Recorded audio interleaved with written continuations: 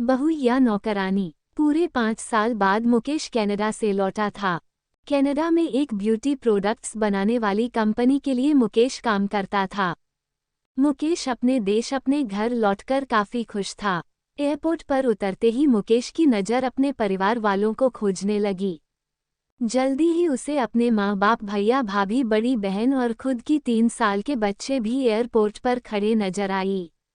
लेकिन उसकी नज़रें शोभा को खोज रही थी। वह सोचने लगा, ये शोभा मुझसे मिलने आए क्यों नहीं, और ऊपर से उसने हमारी छोटी सी बच्ची को भी यहाँ भेज दिया। मुकेश एयरपोर्ट पर सबसे हंसी खुशी मिला। फिर उसने शोभा के बारे में पूछा तो उसकी दीदी बोल पड़ी, भाई वह घर पर ही है, वह तुम्हारे लिए खाना तैयार कर रही है।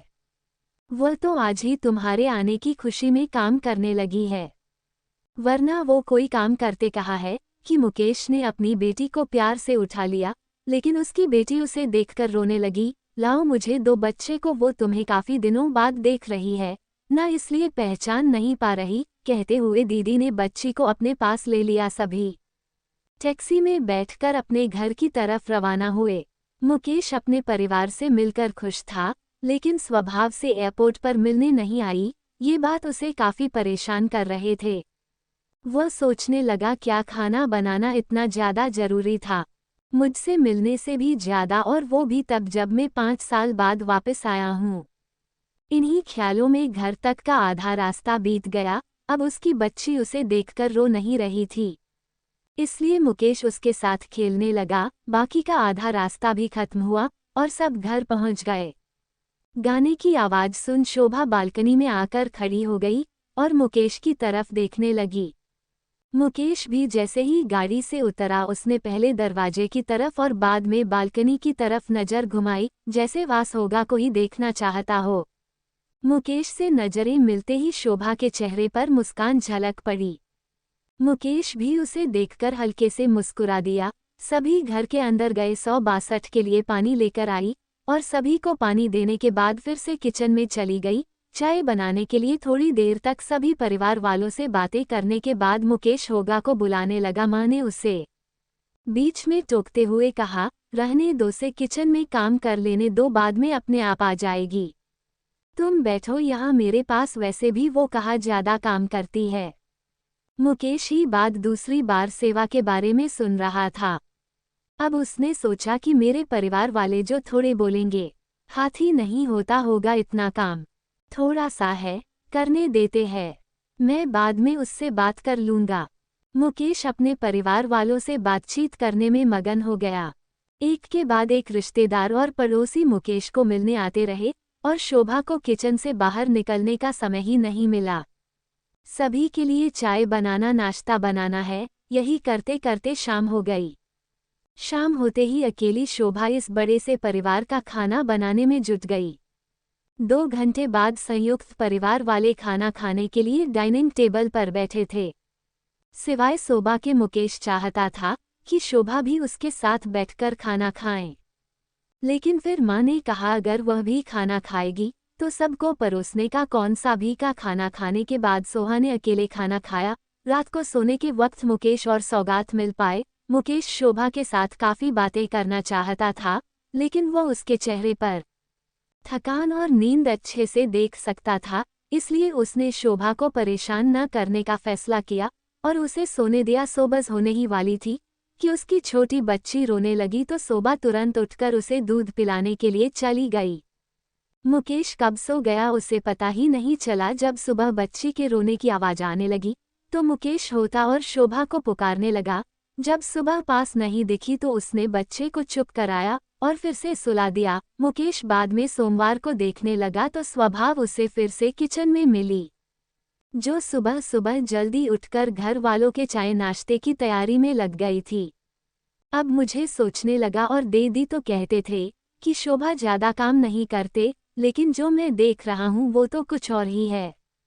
मुकेश हम सब समझ गया था, पर वह अपनी माँ को ऐसा नहीं बोल सकता था कि शोभा से ज्यादा काम ना करना है, करो, इसलिए हाउस ने खुद ही होगा कि मदद करना शुरू कर दिया था।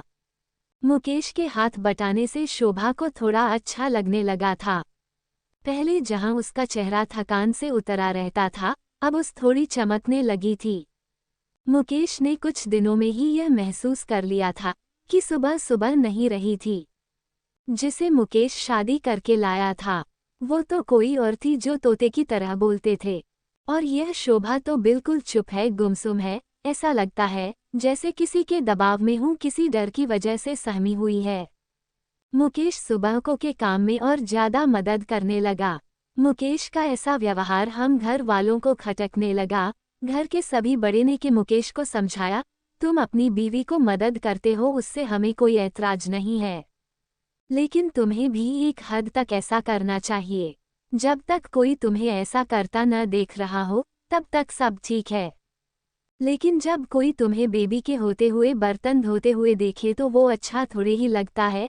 और सोचो आगे चलकर सोमवार को तुम्हारे हेल्प की आदत पड़ गई तो तुम्हारा अपना काम में ध्यान लगाना मुश्किल हो जाएगा। मुकेश हमेशा से ही अपने परिवार वालों की बात मानता आया था। जिस तरह से सबने मुकेश को समझाया था, मुकेश भी उनकी बातों में आ गया। अब मुकेश होगा की मदद करने से कतराता था। कभी कभार बच्चे के लिए दूध गर्म कर लिया करता, उससे ज्यादा कुछ नहीं। घर वालों ने मुकेश को विदेश जाने से मना कर दिया और कहा यहीं पर कुछ काम कर लो।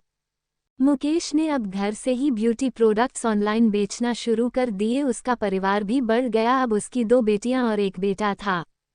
दोनों बेटियां स्कूल जाने लगी थी, लेकिन बेटा अभी भी छोटा था। कितना मुकेश कमाता था उतना के लिए काफी ना था। काफी सोच विचार करने के बाद मुकेश ने यह फैसला किया कि वह आप सेवा के साथ शहर में जाकर रहेगा, जहां पर होगा भी काम कर पाएगी और वह घर से ही अपनी ब्यूटी प्रोडक्ट्स बेचना शुरू रखेगा। इस तरह से वह अपने पैसों की तंगी को पूरा करेंगे।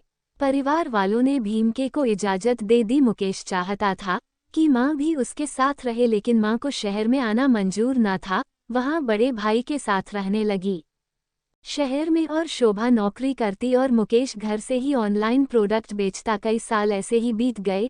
सो वह घर का काम और बाद में बार का काम करके पहले से भी ज्यादा थकी थकी रहने लगी। परिवार वालों के मुकेश के दिमाग में डाली बातें अभी भी उस पर असर कर रही थी। वो यहाँ पर भी होगा का हाथ न बताएं करता। मुकेश दिन रात अपने प्रोडक्ट को बेचने में मसरूफ रहता। कभी कभी होगा उसे कहते कि मुझे अच्छा नहीं महसूस हो रहा है, मुझे डॉक्टर के पास ले चलो। वह हाँ कह देता, लेकिन अपने काम में इतना खो जाता कि कभी उसको डॉक्टर के पास ले ही नहीं जाता। तो बीमार थी ही, लेकिन अब मुकेश भी बहुत ज्यादा बीमार हो गया। इतना बीमार हो गया कि उसे अस्पताल में भर्ती करवाना पड़ा।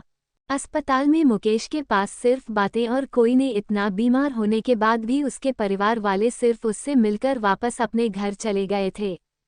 उसका सहारा बनने के लिए, उसकी तकलीफ बांटने के लिए कोई भी उसके साथ नहीं था।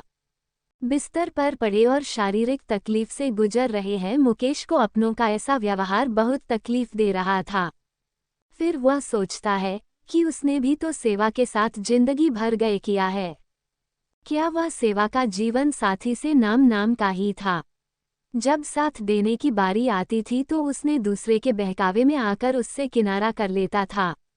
यहाँ तक कि होगा कि खुद अपने मुंह से करने के बाद भी उसकी तकलीफ को नज़रअंदाज करता आया था। मुकेश को अब अपना दर्द होगा के दर्द के आगे मामूली सा लगने लगा कि दर्द को न बांटकर उसने बहुत बड़ा गुनाह किया हो, ऐसा उसे लगने लगा था। पश्चाताप के आंसू मुकेश के आंखों से बहने लगे। उसने अपनी सारी गलतियों और गुनाहों के लिए शोभा से माफ़ी मांगी। तो दोस्तों, आप सभी को ये कहानी कैसी लगी कमेंट करके हमें ज़रूर बताएगा। यदि कहानी आप सभी को अच्छी लगी हो तो लाइक कीजिएगा, शेयर कीजिएगा, और चैनल पर न तो चैनल को सब्सक्राइब